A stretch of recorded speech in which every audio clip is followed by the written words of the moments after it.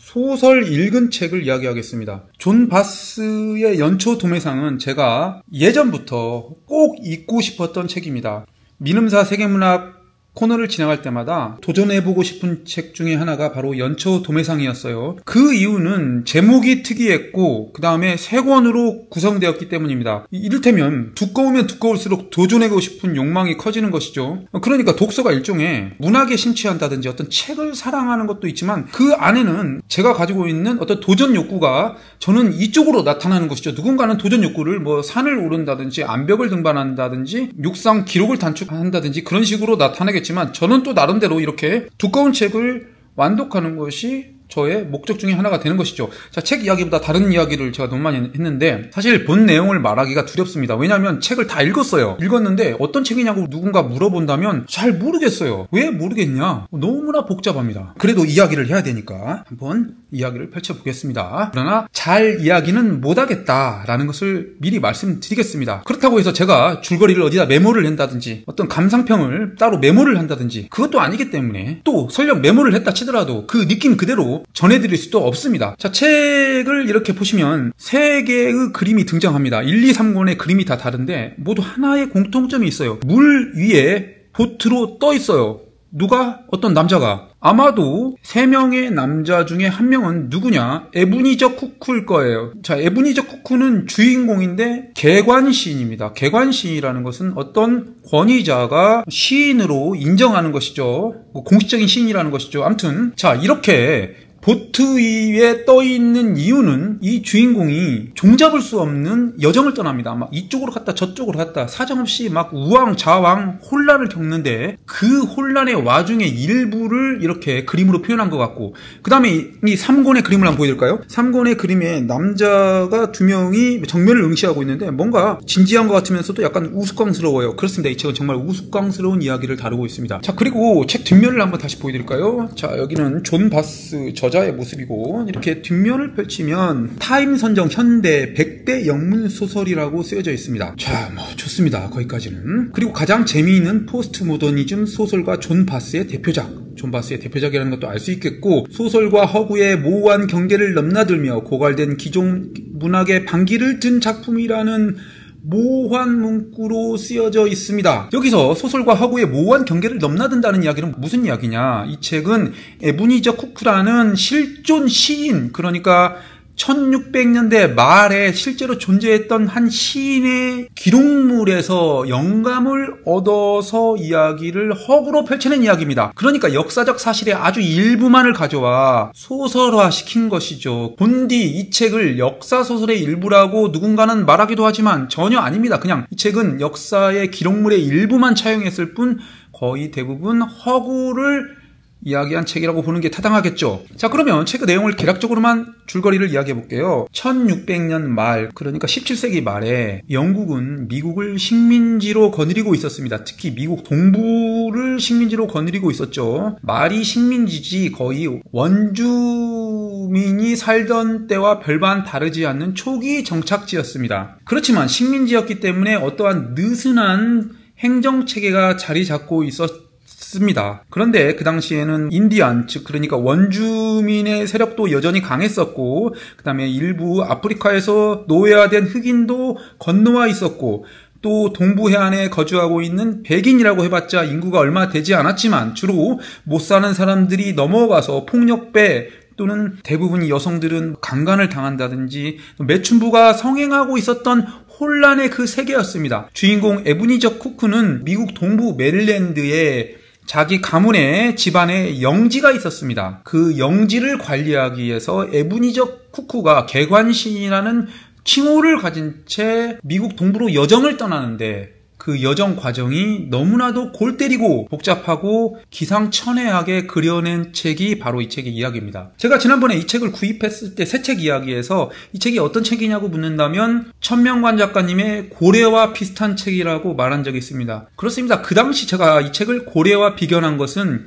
일부는 맞고 일부는 틀립니다. 그러나 일부는 맞는 이유가 왜 그러냐면 걷잡을 수 없는 장황한 과거의 이야기를 등장인물들이 쭉 펼쳐냅니다. 이 책은 거의 수십 개의 과거 이야기가 나옵니다. 등장인물이 막 활동을 하다가 갑자기 내가 지금부터 이야기를 할게, 과거에 어떤 일이 있었어 라고 이야기를 장황하게 펼칩니다.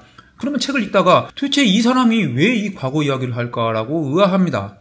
그렇지만 계속 책의 내용은 계속 현재 시점에서 어떤 행동을 하다가 또 어떤 등장인물이 갑자기 나타나서 과거 이야기를 쭉 펼쳐냅니다. 그런데 그런 과거 이야기가 하나하나 쌓이다 보니까 3권에 가서 하나의 접점으로, 하나의 꼭지점으로 만나기 시작하더니 하나의 거대한 이야기가 완성이 되면서 놀라운 이야기로 마무리됩니다. 그러니까 황당하고 때로는 읽기 너무나도 힘들었을지라도 다 읽고 난 뒤에 놀랍고 거대하고 너무나도 잘 짜여진 이야기라는 감탄사가 절로 나오게 됩니다. 그러나 그 감탄을 내뱉기까지의 과정은 너무나도 힘에 겹습니다. 왜냐하면 등장인물이 몇 명인지조차도 모를 정도로 마구잡이로 쏟아집니다. 그리고 지명은 왜 이리 복잡하고 이름도 비슷하고, 그 다음에 또 하나 더 놀라운 점은 등장인물이 변신을 자주 합니다. 그러니까 영국에서는 누구였다고 하다가 갑자기 미국에서는 또 누구였다, 또는 때로는 어떤 이상한 사람으로 변장을 하기도 하고, 때로는 상식을 초월한 인물의 행동이 펼쳐지기도 합니다. 과연 이 사람이 어떻게 이런 행동을 할 수 있을까라고 의아해하는 장면도 나옵니다. 그럼 모든 역경을 이겨내고 고난을 이겨내고 인내의 과정을 거쳐서 3권의 마지막에 도달하게 될 때쯤이면 나는 이 책을 잘 선택했구나, 여기까지 온 나를 칭찬하고 싶은 스스로의 기쁨도 느껴지고, 그 다음에 책을 마지막으로 이렇게 3권을 덮었을 때 뿌듯함이 밀려오는 그런 과정을 거치게 될 거라고 생각합니다. 이상이 연초 도매상에 대해서 제가 설명할 수 있는 모든 것이었습니다. 저는 이보다 더 어떻게 연초 도매상을 설명할 수 있을지 감이 잡히지 않습니다. 이렇게밖에 설명할 수 없는 제 한계점을 인정하지만 자, 어쨌거나 이 책을 제가 추천드리고는 싶습니다만, 과연 누가 이토록 복잡하고 기상천외한 이야기를 참아내며가면서 읽을 사람이 몇이나 있을까라고 궁금합니다. 그렇기 때문에 함부로 추천드릴 수는 없습니다. 그러나 나는 본디 복잡하고 긴 이야기를 좋아하고 책에 관련해서는 도전하고 싶은 욕망을 가지고 있는 자들에게는 적극 권장하고 싶습니다. 이상으로 연초 도매상이었습니다.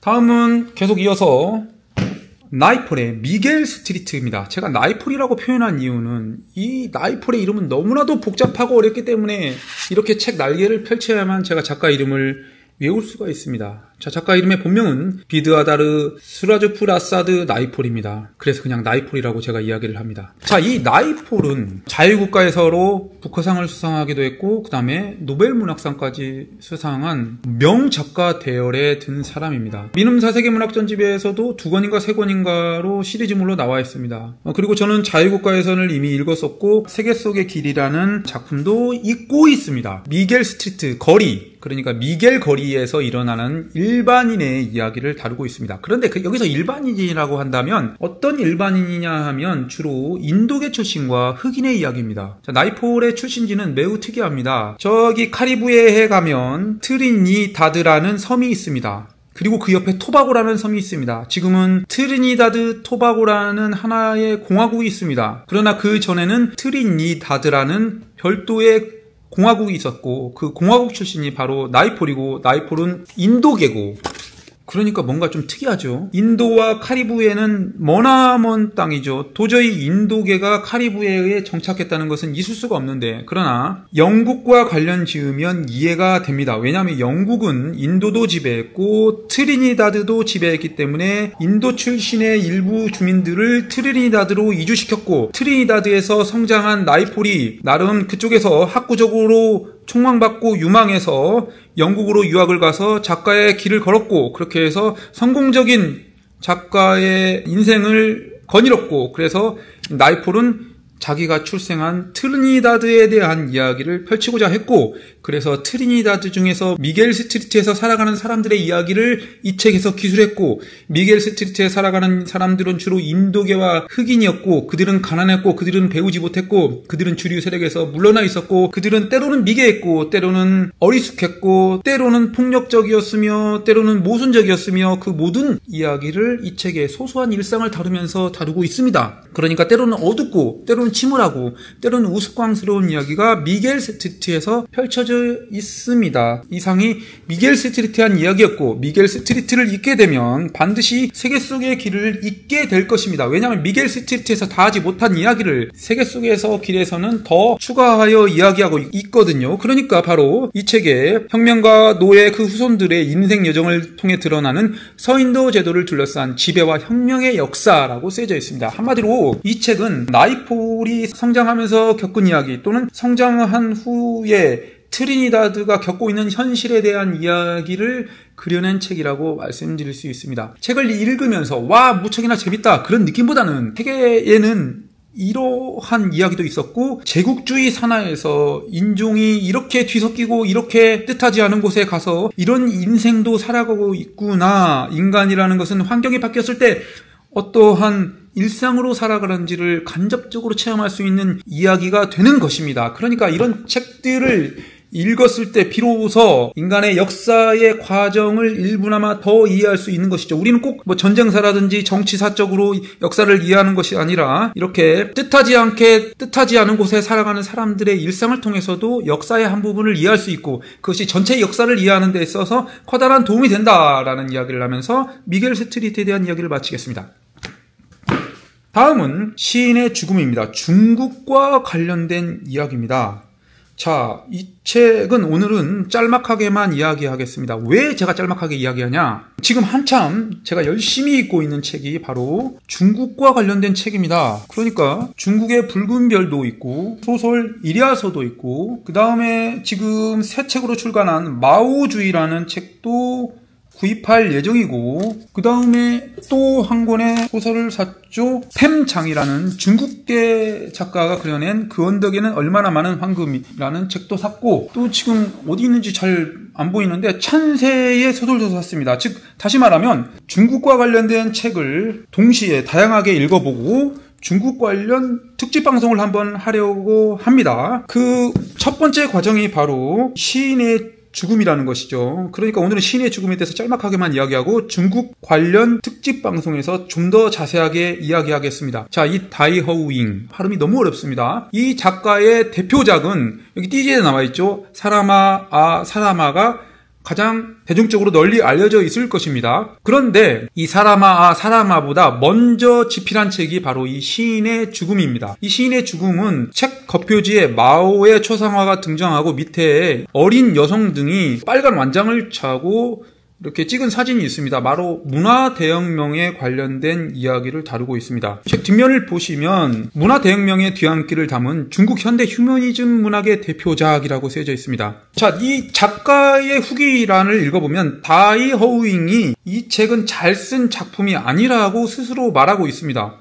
왜 그렇게 말했는지, 겸손의 표현인지, 진짜로 잘못 썼다고 생각해서 그렇게 말하는 건지 제가 모르겠지만, 그러나 제 관점으로 이 책은 아주 잘 쓴 책입니다. 왜 잘 쓴 책이냐? 우리가 어떤 책을 읽을 때 가독성이 좋다라는 이야기가 있는데, 거기서 말하는 가독성이 좋다는 의미를 저는 이렇게 생각합니다. 이를테면 소설 속에서 등장인물이 서로 대화를 하고 있는데 A가 이렇게 이야기하면 B는 이렇게 이야기할 것으로 예측 가능한 대답을 하고 있어요. 그러니까 충분히 이 책에서 등장인물의 행동은 제가 공감할 수 있는 행동들과 대화가 펼쳐지고 있습니다. 공감할 수 있다. 충분히 예측 가능한 대사가 펼쳐지고 있다. 그러면 이 뻔하디뻔한 이야기를 왜 읽냐? 행동 하나하나는 예측 가능하지만 문화대혁명이라는 제가 좀 더 알아보고 싶은, 저한테는 생소한 사건이 벌어졌을 때 사람들의 이야기를 다루고 있기 때문이죠.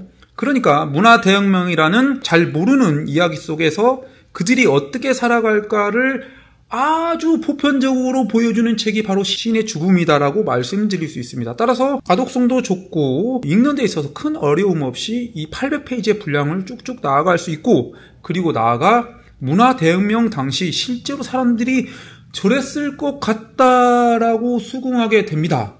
그리고 문화 대혁명이 얼마나 정말로 어처구니없고 어떻게 인간사에서 이와 같은 일들이 저렇게 벌어질 수 있는지라고도 의아해할 수 있는데, 그러나 책을 다 읽고 의아해하지 않은 생각이 떠올랐어요. 추가적으로 설명을 드려볼게요. 문화대혁명 당시에는 자식이 아버지를 고발하기도 하고 친구가 친구를 고발하기도 합니다. 모든 것을, 과거의 것을 타파하고자 마오가 부르짖은 이론을 토대로 홍위병 등이 막 활동하고 그랬었죠. 그리고 모든 것이 감시체제로 이루어졌습니다. 누군가 어떤 마오의 정치체제를 부정하는 이야기, 혁명을 부정하는 이야기를 하면 바로 딸이 아버지를 고발해서 비판을 받습니다. 그러니까 사회 전체가 다 감시로 이루어져 있다는 것이에요. 그런데 최근에 일어나고 있는 우리나라 현실 중에 녹음 문화, 그러니까 고발 폭로가 주로 녹음으로 많이 이루어지고 때로는 영상 촬영으로 이루어지고 있는데 간혹 가다가 섬뜩할 때가 많이 있습니다.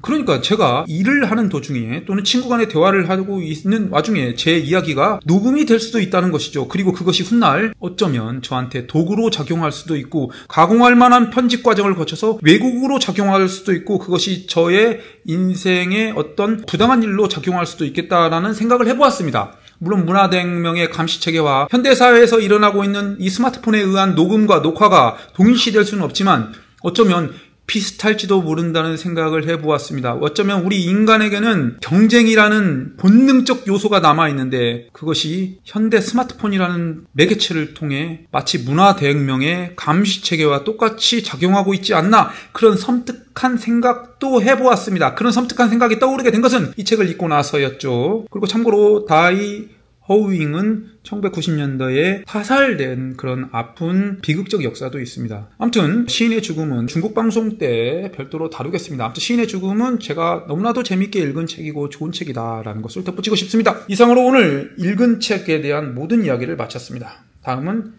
새로 산 책에 대해서 간략하게만 이야기하겠습니다. 제일 먼저 일야서입니다. 역시 마찬가지로 중국과 관련된 책, 문화대혁명과 관련된 이야기를 다루고 있습니다. 제가 일부만 읽었습니다. 중국 문화혁명기 지청년의 삶을 그린 지청문학의 대표 작가 한사오궁의 작품이라고 합니다. 여기서 지청이라는 것은 지식청년의 줄임말로 알고 있습니다. 혁명의 증인이 된 한 세대를 추적한 격동하는 중국 근현대사의 생생한 보고서라고 쓰여져 있습니다. 일부 읽었는데 아직 평가는 보류하겠습니다. 문화대혁명과 관련된 책이 정말 많이 쏟아지고 있다는 것은 책을 통해서도 느낄 수 있습니다. 방금 전에 제가 소개한 시인의 죽음도 역시 문화대혁명과 관련된 이야기였죠. 화석을 사냥하는 여자들입니다. 이 책은 제가 평소 관심을 많이 가지고 있었던 책이죠. 이 트레이시 슈발리에라는 작가는 진주 귀걸이 소녀로 이미 독서가들에게 유명세를 얻었고 제목이 주는 호기심, 화석과 관련된 이야기를 좋아하는데 하필이면 이것이 소설화시켜서 화석을 수집하는 여성들의 이야기, 흔하지 않은 이야기죠. 화석이라는 자체도 소설로서 흔하지 않은 이야기인데 그 당시 여성이 화석을 수집하는 것은 더욱 흔하지 않은 이야기일 것입니다. 자, 실화를 바탕으로 한 이야기라고 합니다. 읽어보고 싶은 책 중에 하나였습니다. 잔다르크를 추억하며입니다. 특이한 것은 이 책의 저자가 마크 트웨인입니다. 즉 톰스의 모험과 허클베리핀의 모험의 저자이죠. 구입한 지가 한 달가량 됐고 일부 읽고 있다가 다른 책 때문에 지금 미뤄지고 있는 실정입니다. 잔다르크의 일생을 이야기한 책입니다. 그러니까 동네미라는 프랑스 한 북부 지역에서 출생한 소녀 잔다르크가 성장해 가지면서 이 전쟁까지 참여하고 전쟁의 지휘자까지 올라가는 그런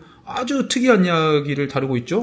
이 책을 구입하게 된 것은 마크 트웨인이라는 작가가 왜 이 책을 썼을까, 그런 호기심도 작용했습니다. 그리고 잔다르크에 대해서 제가 특별히 알고 있는 내용이 없기 때문에 중세 유럽의 실상도 파악하고자 이 책을 읽었습니다. 이 많은 기록물, 법원 자료 그런 걸 토대로 작성을 했다고 합니다. 마크 트웨인 본인은 이 책을 자신의 최고의 작품 중에 하나로 평가한다고 합니다. 그것이 과연 홍보성 발언인지 실제 그런지 책을 다 읽고 평가해보면 알겠죠.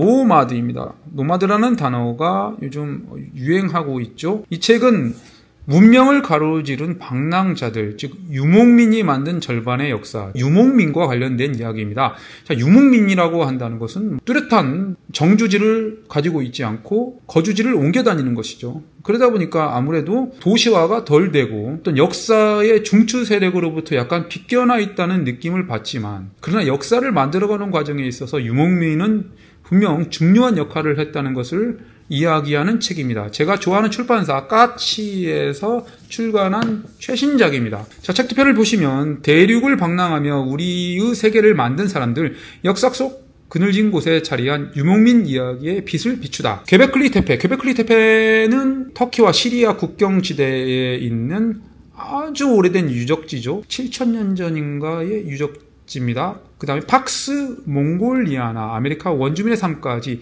정착민 중심의 역사에 던지는 새로운 시각이라고 쓰여져 있습니다. 자, 이 책을 제가 가장 주의 깊게 여기서 바라봤던 단어는 괭베클리 테페였습니다. 괭베클리 테페는 제가 평상시에도 관심을 가지고 있던 유적지였거든요. 그러나 생각만큼 그렇게 잘 읽혀지는 책은 아니더라고요. 그러나 이 책 역시 다 읽고 한번 평가해 보도록 하겠습니다.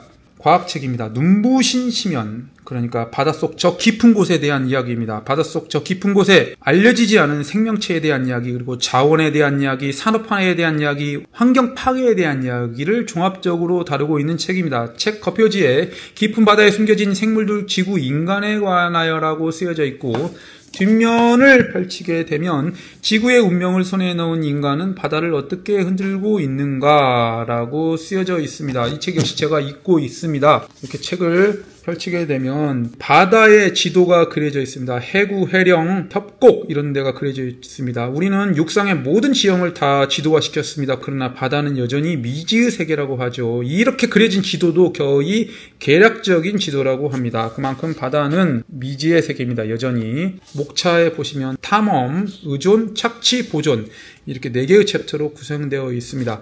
제가 일부 책을 읽고 있는데 상당히 가독성도 좋고 재밌게 쓰여져 있더라고요. 그리고 바다에 관한 이야기를 객관적으로 잘 수록하고 있다는 것을 책을 통해 느낄 수 있습니다. 역시 읽어보도록 하겠습니다. 그 언덕에는 얼마나 많은 황금이, 자, 시팸장이라고 쓰여져 있습니다. 작가의 이름이 특이하죠? 그리고 어떤 황량한 산, 이 땅은 너희 땅이 아니다. 그러나 다시 또 길을 잃으면 다른 누군가와 마찬가지로 너도 이 땅에 속한다는 걸 잊지 마라. 겁내지 말고 킹워, 알 수 없는 이야기로 쓰여져 있습니다. 그러나 제가 이 책의 내용은 대충 알고 있습니다. 무엇이냐 하면 우리는 미국의 19세기나 20세기 초반에 미국의 서부로의 이주를 알고 있습니다. 그 서부로의 이주의 주요 목적 중에 하나는 황금이 발견되어서라고 하죠. 그런데 그 황금 채굴에는 많은 백인이 참여했다고 알고 있는데, 그러나 실상은 가장 많은 그쪽에 노동자로 참여한 사람들은 바로 중국인이었다고 합니다. 오지와 같은 서부에서 혹독한 그 탄광에서 채굴지에서 겪었던 그 시련의 이야기를 이 책은 다루고 있답니다. 한마디로 중국인의 서부 시대의 고통스러운 삶을 이야기한 책이 바로 이 책이라고 합니다. 중국 관련 책을 읽고자 했기 때문에 이 책까지 구입했고 이렇게 오늘 소개하는 것입니다. 역시 마찬가지로 중국 관련 특집 방송에서 이 책을 이야기하겠습니다. 자, 이렇게 해서 오늘 유난히도 긴 시간에 책 이야기를 해보았습니다. 자, 여러 다양한 책을 이야기했습니다. 어떤 책이든 무엇이 되었든 책은 저에게 탐험의 일종입니다. 제가 탐험 이야기를 좋아하는데 그 이유는 새로운 것을 발견하기 때문이죠. 역시 마찬가지로 한 권 한 권의 책은 저에게 탐험입니다. 왜냐하면 그 전에 한 번도 겪어보지 못한 문장과 작가와 그리고 내용이 기록되어 있기 때문입니다. 과거에는 미지의 세계로 탐험을 떠났고 지금도 여전히 자기가 가보지 않은 공간으로 탐험을 떠나지만 저는 이렇게 방구석에 앉아서 책으로 미지의 세계의 탐험의 여정을 떠나는데 이것 또한 탐험의 일종이다라고 말씀드리고 싶으면서 오늘 긴 이야기를 마치겠습니다. 시청해주셔서 감사합니다. 먼 길을 돌아서 했습니다.